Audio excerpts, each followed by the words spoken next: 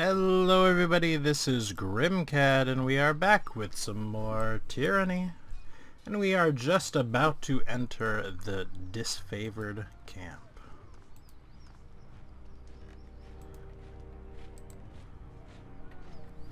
Well, look at you. Our great gate crasher from the court is still in one piece. He pounds his chest plate in salute. Welcome to disfavored camp. Always happy to have an honored ally pay a visit. Let's see. Yep, we joined the battle with the Scarlet Horse. So, one of the things that I'm going to try to do is, even though I'm going to go chorus, when dealing with individual people, I'm going to try to be respectful of them. You know, I don't work for the Scarlet Chorus. You know, I work for Tunon, the adjudicator. And so we're going to try to treat people fairly. So, Graven Ash protects. That he does. Be well, Fatebinder. Glory to Kairos. Will do. We're going to explore just a teensy tiny little bit. We're going to talk to Pentabor. Hail to you, guardian of the law. The man dressed in merchant finery greets you with a smile. If you have a few excess rings weighing you down, best unburden yourself before battle. You know that if the disfavored suffer a merchant in their camp, that man must be selling only the finest provisions and armaments. He points to his collection. Take a look and see if something interests you. And we can a lawbreaker. Might I take a look in one of those crates? Standard inspection procedure. He hesitates, then corrects with a welcoming smile. Of course, by all means, I have nothing to hide. You know, I'm not actually going to steal from him. I was a lawbreaker. I'm no longer. I think the character's been scared straight, as it were. Everything seems to be in order. I'm glad to hear it. There isn't a temptation in the world that would steer me from good favour of Tunon or Kairos. Let me see your wares. So, I am looking for a frost core. And I will sell... Ooh. Okay, before I actually sell anything, I need to equip some things. This will need to be equipped.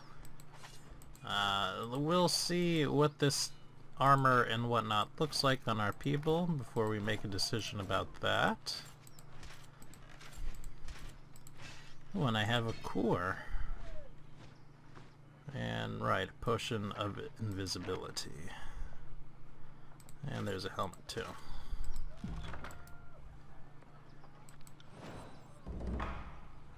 We're gonna give the quickness bangle to Verse because she will make better use of it, frankly. That's a one hand.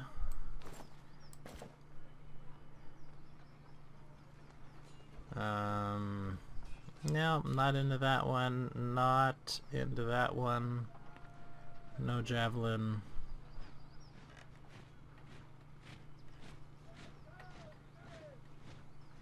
That's actually not bad. Well, not terrible. It's a bit of an upgrade. I lose too much other stuff on that one. And that weapon is just an upgrade. And looks pretty cool too. Except for the rust, I suppose. Yep, and that's just a downgrade. Oh wow, but That armor's a straight upgrade on her. I didn't expect that one. Well, practically a straight upgrade.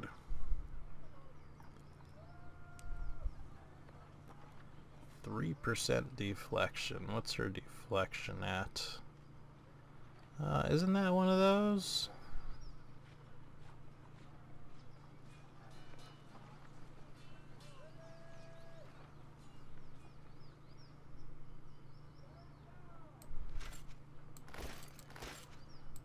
This is deflection.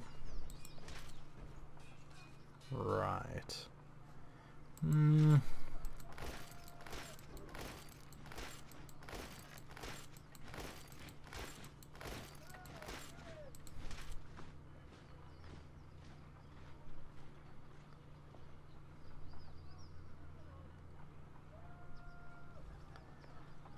0.5 armor is not likely to make a difference. I wouldn't think. Can we change her portrait? Oh, we can. We're not going to. It's interesting to know we can. Got no time to chitter.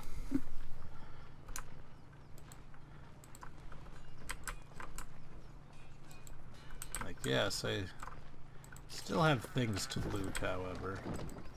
Found another magic right there.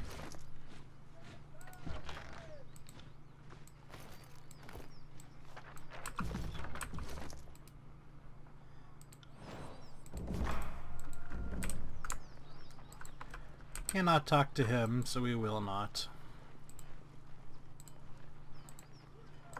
But we'll hit all the things for you all to read.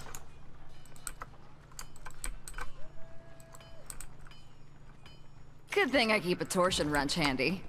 Indeed.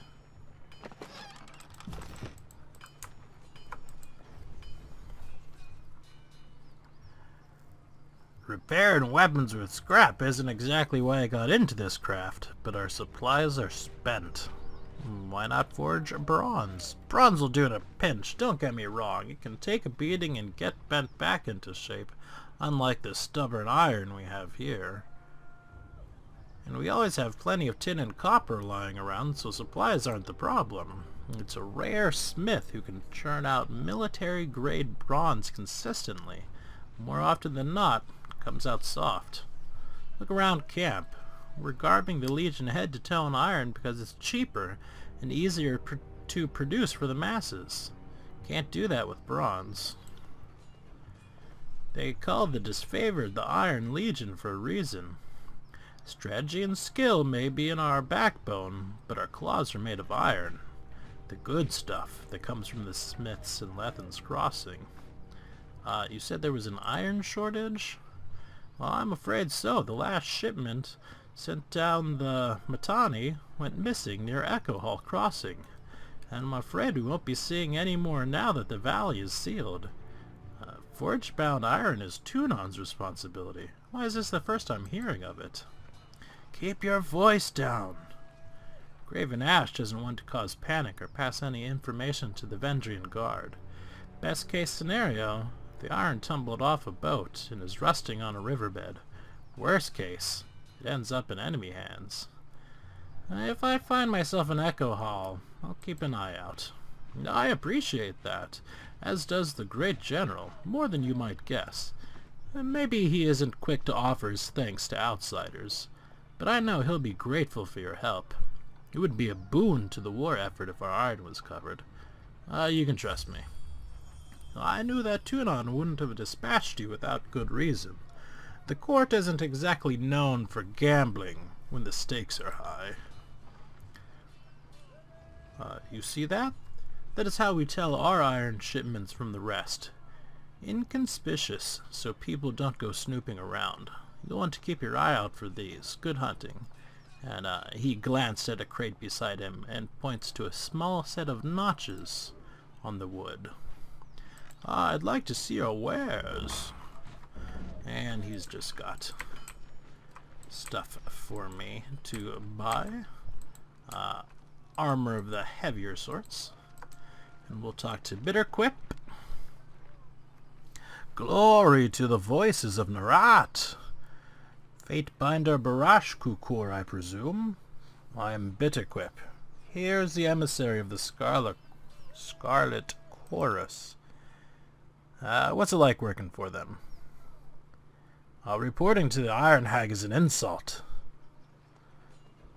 She fought one duel for her title? One? Her leadership must be continuously proven, earned, and defended. Weakness should bleed from the bottom of the army, not rise from the top. My assignment here is also an insult, but one I will bear for the good of the chorus. If only to see with my own eyes the failure of this disfavored. That will be a fine day. Tell me about the Scarlet Chorus. Blah. I don't think he has anything good for me. Ah, got it. Not like these tasty treasures.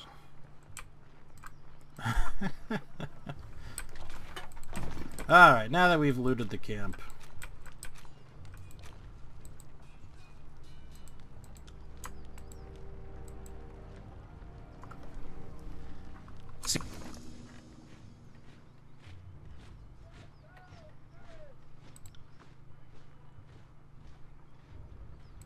Well, okay. Fair enough. See that? The Archons await you inside, Fatebinder.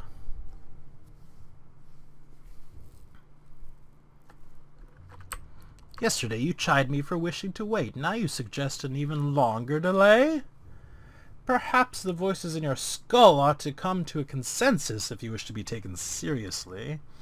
Good advice is flexible, changing with the moment. Besides, now we're agreeing...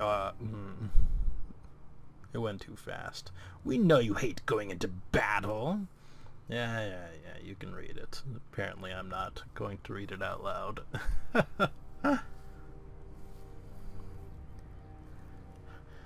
But they're having an argument regardless.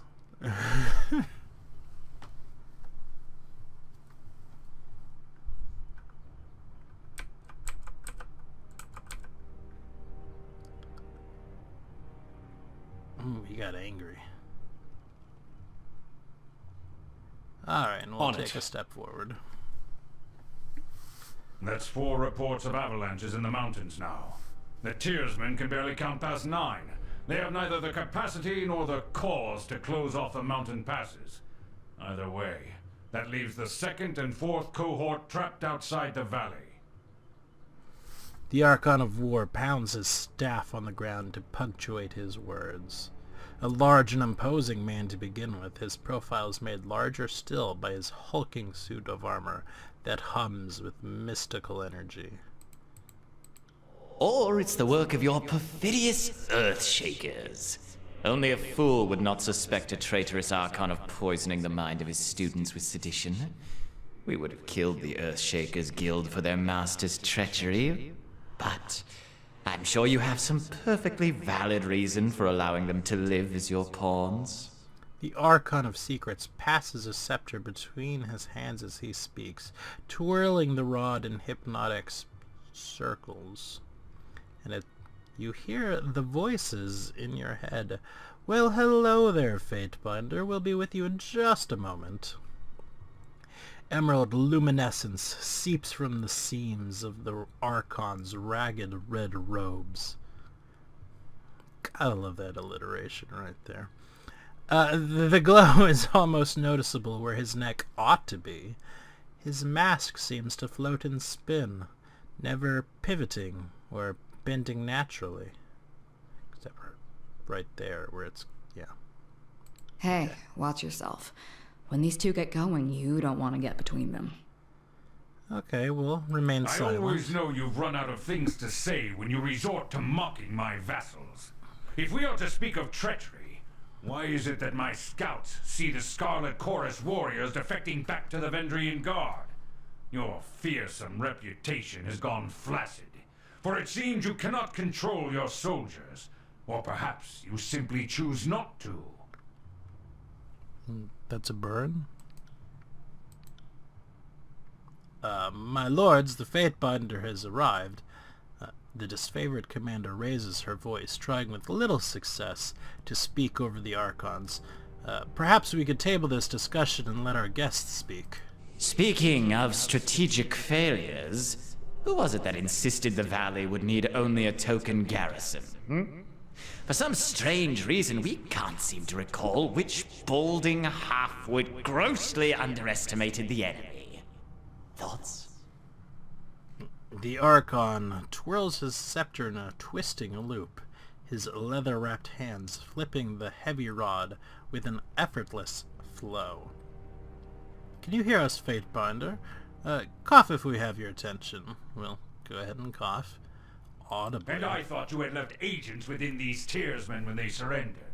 Either you failed to see this coming, or you knew and let it happen. Incompetent or in cahoots, either way, this mess has your filthy stink all over it. The Archon lurches forward, resting his weight on his war maul, which was a staff before, as blue luminescence crackles around his armor. We look forward to seeing you explain to Tunon why the Archon of War could not close the vice on this trivial little insurgency. When we are crowned the ruler of the Tears, we shall have this place renamed to Ash's Folly in your honor. The voices of Narat tosses his scepter into the air, catching it as it descends back down. Good, good. Now pay attention. You might miss something. So we'll go ahead and remain silent. If I could trust the information I get from you and your conscripted mouth breathers, perhaps I'd order my cohorts around a bit more aggressively. But last time I trusted your all-clear report, my troops failed to come home. Oh, Ash, old boy. If you're going to have a little sob every time one of your nieces or nephews dies to the Tearsmen, perhaps we should have Siren sing you some calming lullabies to help you cope with your grief. And Siren is the Archon of Song. He flips his scepter around 3 times, he says. Take care that you don't learn too much, Fatebinder. An excess of knowledge, of curiosity even, can earn unwanted attention. Hold your tongue.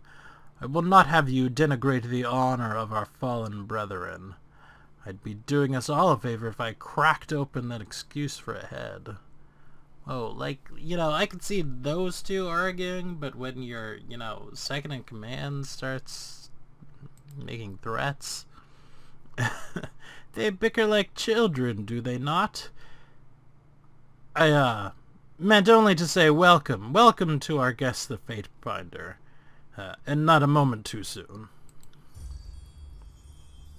We gain favor with everybody. The Queenslayer.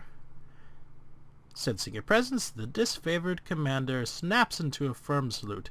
No doubt your presence here will strike despair into the hearts of our enemy. Lord Ash, Lord Narat, our guest is here. And we will bow to them. Apologies for the sudden entrance. I've traveled long to be here. Greatbringer, you humble us with your presence.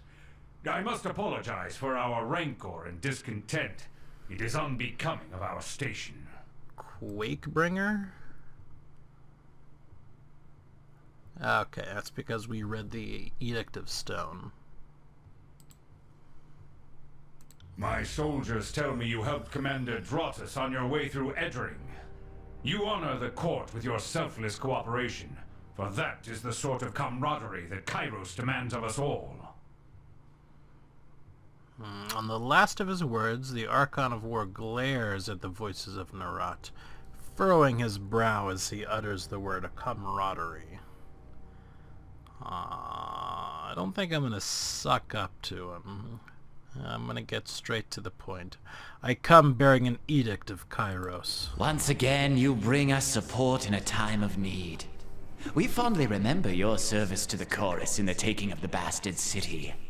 We knew back then you were destined for great things.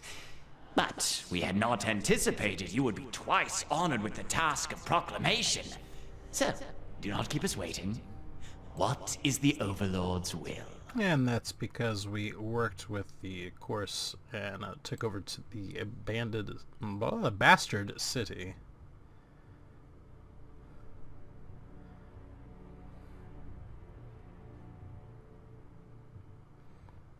The Overlord's loyal servants must hold Ascension Hall by Kyros's Day of Swords, or all in the valley shall perish.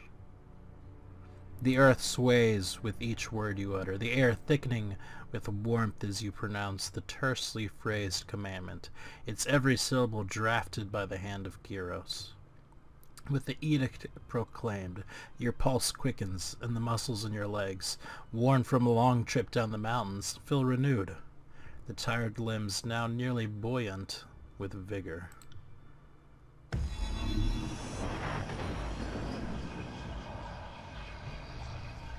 The Overlord means to compel us into action. No doubt the avalanches in the mountains are part of this ultimatum. We must conquer the Oathbreakers or die in failure. There is no room for error, and no other way out of this valley alive. We'll need to advance across the Mittani. We lose everything if we stand still. And we move to back up Plan Green. The Earthshakers didn't make it over the mountain in time. So we do this the hard way. Over the walls instead of through. So you found your backbone at last! Oh, we were worried past humiliations would make you soft. Timid. That was a record for you, right? The baker's dozen lost in one sortie. If you had waited for the chorus reinforcements, maybe we'd have eyes and ears on the matter. And then the scepter says, watch him squirm. So many tears over replaceable, expendable, useless soldiers. I miss the old Archon of War. You'd never see blood echo in a blubbering mess over a few dead killers. He'd use the knuckle bones of his best disciples for jewelry, and even make a breastplate out of his dead brother's rib cage, because that's how a real man deals with grief. We get a chance to put a dig into the voices of Narat. I don't think I'm going to do it. Wow, we have a lot more favor with Graven Ash than I would have thought. Huh. Okay. Bicker all you wish. You're just wasting valuable time. The Fatebinder is right. We're acting not as leaders, but as children. I've no time for your foolish japes and petty taunts. We should focus on the objective at hand, and that is taking the Mittani River, and then advancing to Ascension Hall and ending this edict. Then enough talking. There's work to be done. My lord, Barrick, and his band have been drilled on the Echo Hall assault plan. The Crescent Runners should be briefing him as we speak regarding the latest enemy movements along the river. I will dispatch him at once. And I will ensure that Chorus stands ready to march if the disfavored can take the river. The Chorus has the manpower to secure the outer ring of the valley. Our soldiers clamor for battle, and at last we shall have it. Verse, we command you to continue guarding the Fatebinder. Tunon's Chosen is our honored guest, and must be shown our finest hospitality. I won't let you down, boss. He'll get through the campaign in one piece, as long as he doesn't do anything too stupid. No, he's like, womp womp. He twirls it one last time and for some reason says, suit yourself, Fatebinder, the more you ignore us. And I don't know why, but he did. Finally, the fool and his puppet are gone. Perhaps now I can hear myself think. Rarely do I question Kairos' judgment, but I will never understand why the voices of Narat is given such authority. I shudder to think what will become of us all should Tunon favor him in the end. Though the edict threatens the Scarlet Chorus just as it threatens us, I cannot shake the feeling that our allies will work against us. Queenslayer, I would ask that you join us in battle. If you wish to be counted amongst the glorious, speak with the Iron Marshal. She will direct the order of battle until we are ready for the final push into the Citadel. I'm short a few scouts, short a few soldiers, short a few everything. I'm sure my brethren would be grateful for the assistance of a skilled outsider. Well, I'm gonna ask, what of the Scarlet Chorus? How will they be helping? I ask myself that question often. While we take the river crossing, the Scarlet Chorus should be using their sizable presence to remove the Oathbreaker patrols lurking in the Outer Valley. Well, we'd be honored to help. 'Cause I don't think I have a choice right there. I will be training at the grounds readying the soldiers. Find me there when you are ready. And though I'm loath to mention it, the chorus can likely use your assistance. They certainly won't secure the Outer Valley on their own. Fifth Eye will be somewhere in that rat's nest they call it camp, due east. Seek him out if you must. We're gonna steal a couple of things from Graven Ash's tent. Because I don't think he minds. Maybe we'll throw a save down.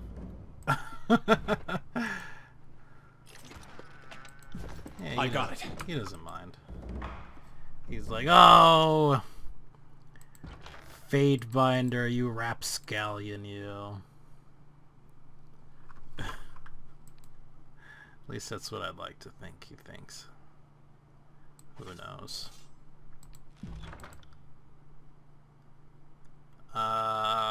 Yeah, that's, much better.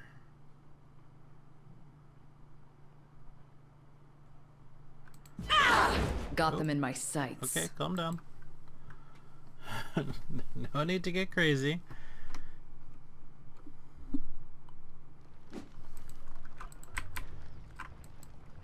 Let's see, we gotta go talk.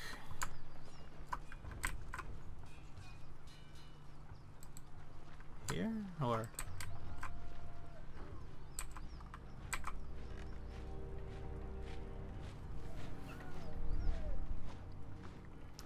Their Earthshakers are missing, so we'll talk to him. Fatebinder Barashkukor, am I right? I am Sevius, commander and third generation disfavored. Specifically, I'm Sevius the Younger. Some folks can't keep track. The rank says commander lately, but I'm just organizing patrols and trying to stay out of the way. You should talk to Iron Marshal if you've something official that needs discussing. What is it you need? I overheard you asking that Earthshaker where their reinforcements have gone. Is there a problem? I'm afraid so. Radix, the head of the Earthshakers, was supposed to arrive with a group of his most competent spellslingers to help break this stalemate. I don't know what's holding up their arrival, and that worries me. If you were at all inclined to lend a hand, we could use some arcane support on our side. Yeah, I could lend a hand. Could you? I knew that Tunon's agent wouldn't fail us in a time of need. I'll mark the last known site of our Earthshaker reinforcements on your map. Good hunting, Fatebinder. Bye. I'm gonna try not to do a lot of the miscellaneous talking to try to keep things moving, at least for now. Don't just coddle the impact, push back with your shield. Take the momentum. I said eyes on your opponent's waistline. If you spend more than a glance checking his footwork, you've lost.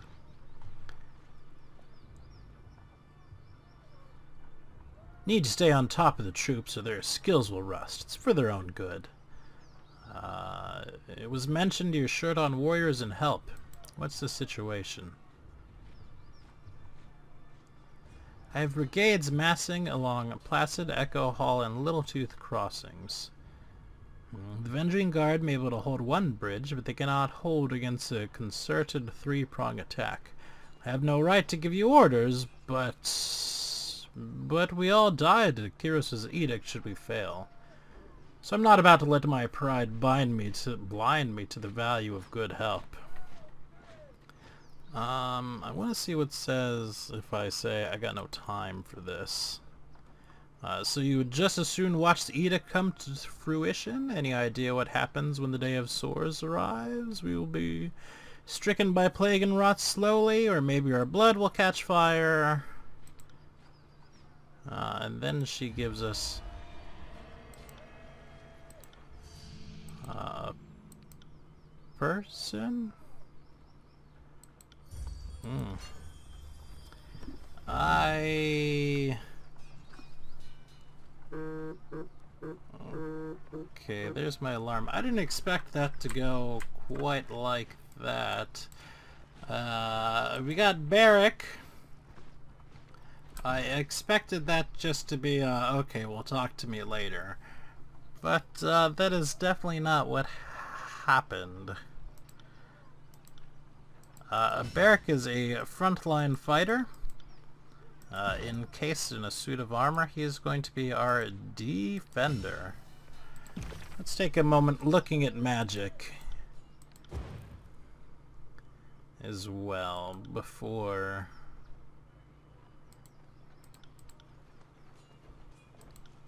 Can we cast a fireball? No, we need 50 lore, we only have 49. That's a shame.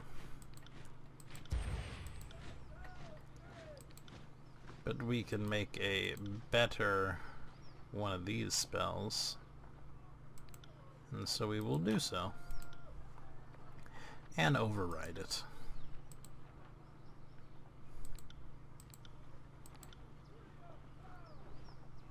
Alright, well, thanks for watching on this episode, even though we had a little mistake right there at the very end. You know what? I'm not gonna save it. That last couple minutes didn't even happen. So, thanks for watching. Hope you have a great day. Peace out.